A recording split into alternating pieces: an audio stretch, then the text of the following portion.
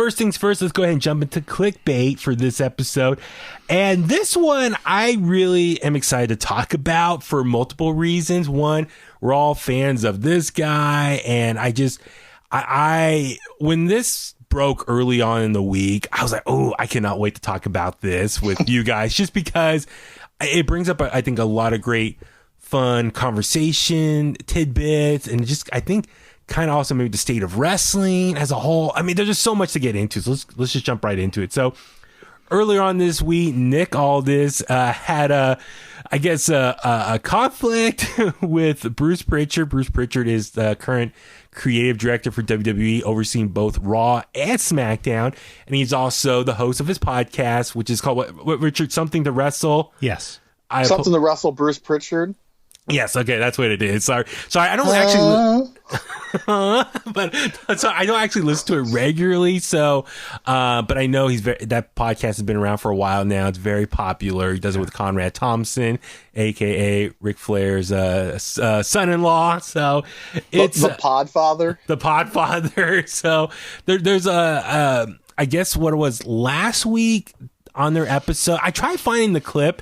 And this clip was on YouTube, but you had to get approval from the host to listen to it or something.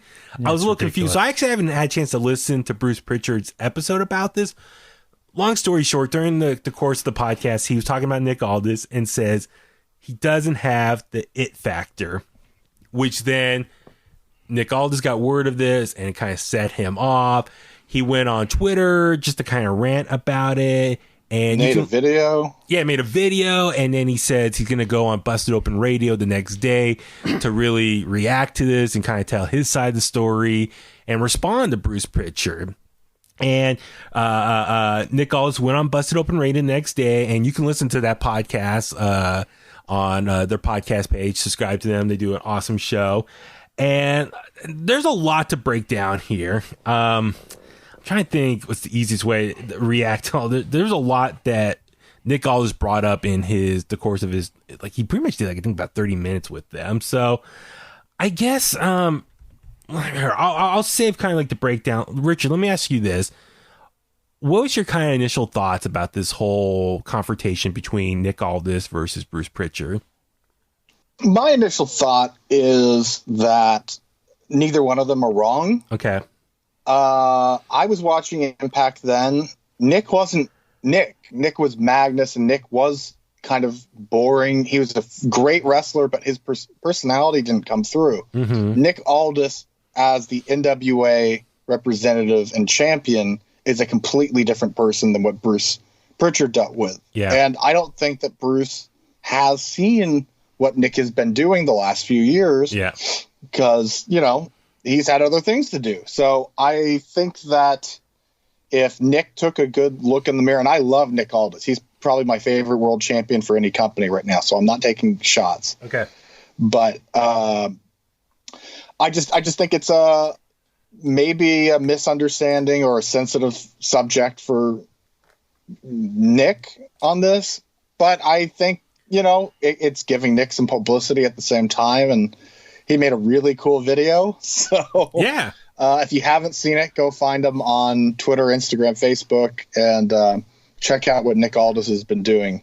Yeah. So when Nick Aldis responded and he went on Busted Open Radio to address this whole situation, he did say that he thinks what Bruce Prichard says is wrong for multiple reasons. One, he says he's talked to a lot of WWE Hall of Famers and just important people in the wrestling business, and all of them have praised him for his work as NWA World's Heavyweight Champion over the last couple years.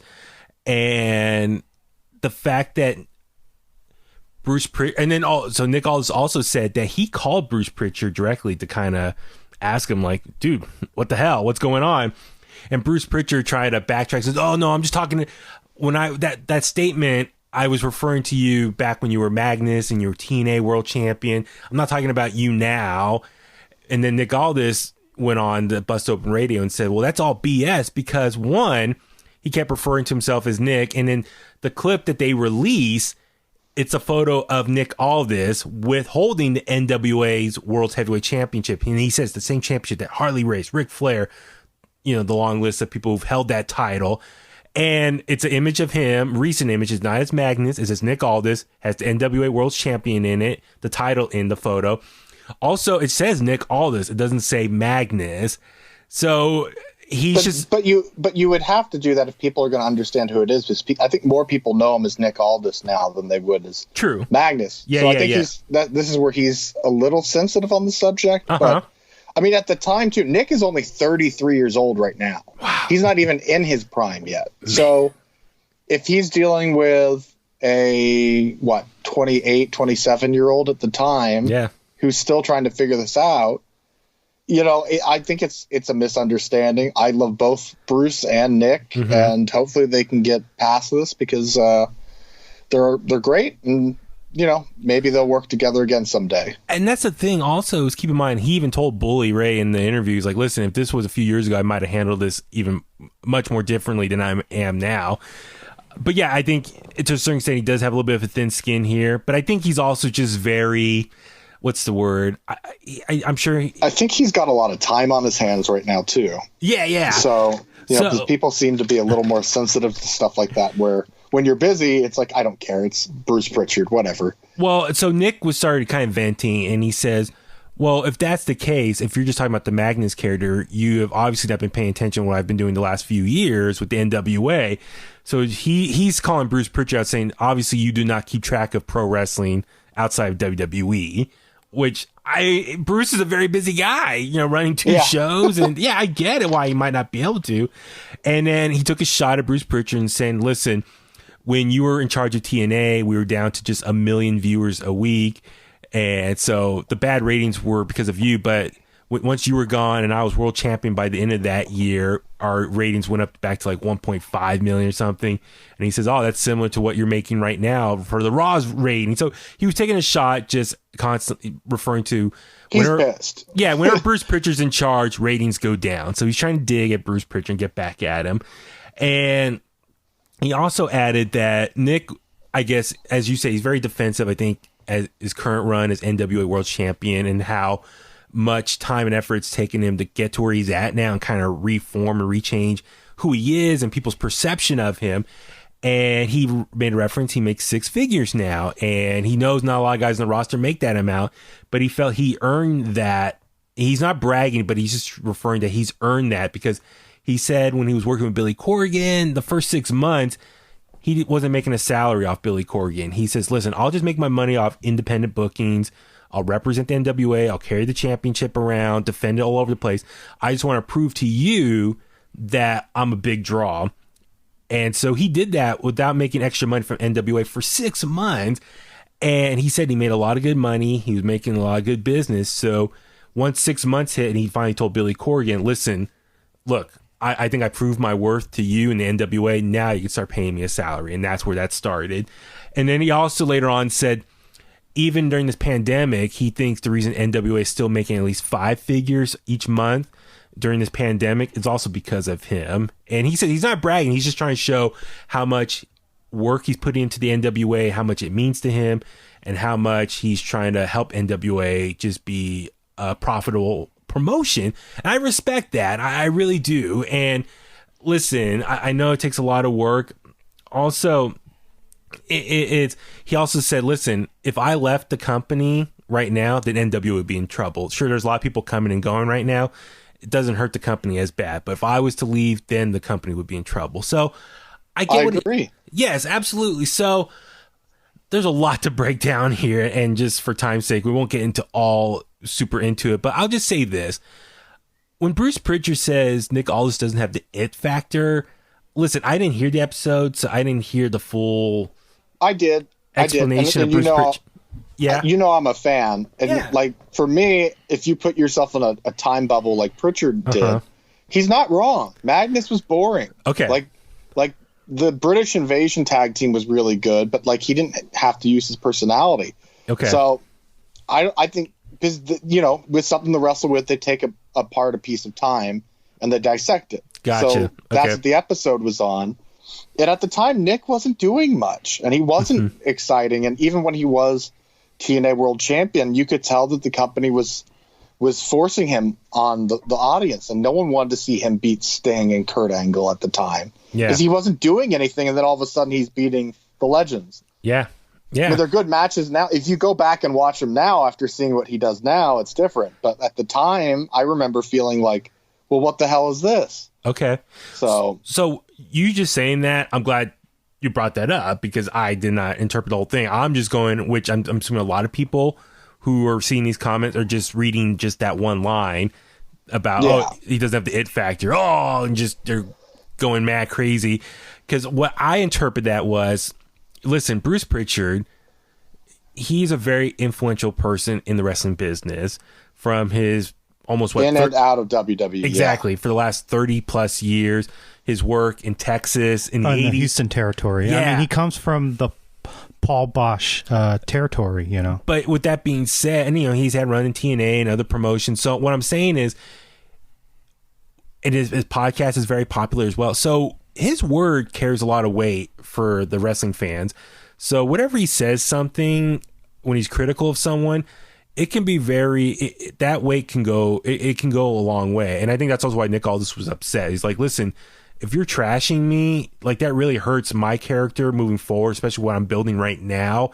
And when you say that, you gotta be careful what you say, because it could hurt my livelihood or anyone's livelihood that you're talking about as far as making business moving forward in the wrestling industry. So I understand that, but also let me ask you this, Richard, is when Nick Aldis says, like, Bruce is kind of out of touch, has been paying attention to wrestling the last few years, do you think partly it's because, one, obviously Bruce Prichard is very busy with WWE, that's obvious, but also, do you think he's a little out of touch when the definition of it factor? Because I think that's a very subjective term. No, I don't. Well, but do you think? I mean, a lot. You hear this from a lot of the indie guys. And Nick, I don't think is an indie guy, but you hear it from the indie guys.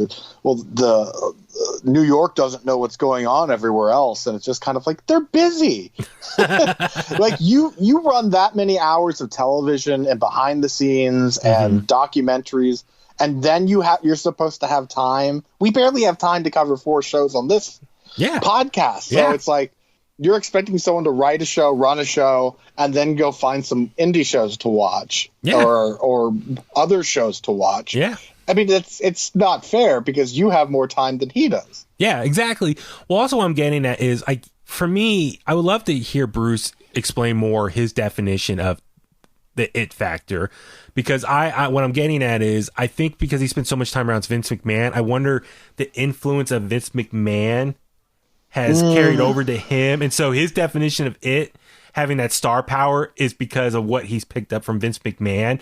And so it's more of who would be a good champion in WWE's world or WWE's mindset versus other promotions. Who do you think right now in WWE that has the it factor that is not world champion? Just both of you. That's not champion? Who is not the world champion or in the contendership even? I would love to see Ricochet get a proper push. Ricochet. Tommy? Matt Riddle. Yeah. Interesting. What about you? Do you have one, Richard? Bobby Roode. Yeah, the it factor. Yeah, you're right. So that's what I'm saying is, when it comes to pro wrestling, when someone says, "Oh, that person does or does not have the it factor," it's very subjective, because that's the thing with pro wrestling is, sure, someone can be very athletic, can be good on the mic, has a great physical look, but at the end of the day, pro wrestling, your livelihood's in the control of the bookers and all the backstage politics. I mean, that's an ongoing, we know that's been long, well known in pro wrestling history. So I guess what I'm getting at is, it's easy for Bruce Prichard to say that, but it kind of sucks because he hasn't seen what Nick has been doing. Yeah, and his definition is according to maybe what he's learned from his time under Vince McMahon's control. Yeah, but when Bruce talks about it factor with guys that weren't even ever in WWE. Like when he talks about Houston guys or Jerry Lynn when he worked for the UWF, was it, Tommy? Yeah. Universal, yeah. Yeah. But so it's, there's guys that never made it out or in WWE. Mm-hmm. And I don't think he's wrong like on this topic, but I don't. At the same time, like I said, he hasn't seen Nick do Nick. He's seen Nick do Magnus. Well, I just wonder, for me, also what I'm getting at. By the way, it wasn't UWF. It was GWF, which was Global Wrestling Federation. So what I'm saying is, like, I think also the it factor. I think it's sure Nick might not have the it factor for WWE standards, but he has the it factor in other promotions, as he's proving with the NWA. I mean, it just shows how many guys. Well, let me ask you: Do you think Nick? Because I think Nick has it now. I think Nick's got the it factor now. But here's my take. Do you think could you see him on NXT, Raw, or SmackDown? Okay, go ahead, Tom. Real quick. I'll answer Richard in a second. Well, I made this statement earlier this year about Nick Aldis, and I wrote this out in a tweet. And I said Nick Aldis is a stellar NWA World's Heavyweight Champ. Mm-hmm. He kind of reminds me more and more of Nick Bockwinkel in that he's a guy as a pro wrestler that can make a classy heel gimmick work. Okay. So, yeah, I get what you're saying, Tommy. Like, what I like about Nick Aldis' persona right now, he carries himself very high class. He's very prestige. That belt means everything to him, and he holds it like a baby. Like, I respect all that whole presentation. As far as him, could he make it right now in NXT, Raw, SmackDown, whatever? Sure, and that's the thing with wrestling. It just depends how people are booked properly.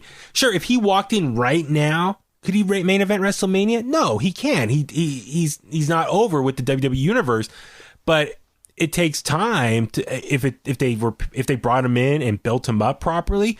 Sure, down the road with the right booking, the storylines, and gave people a reason to care about that person. Yeah, he could totally main event something down the road.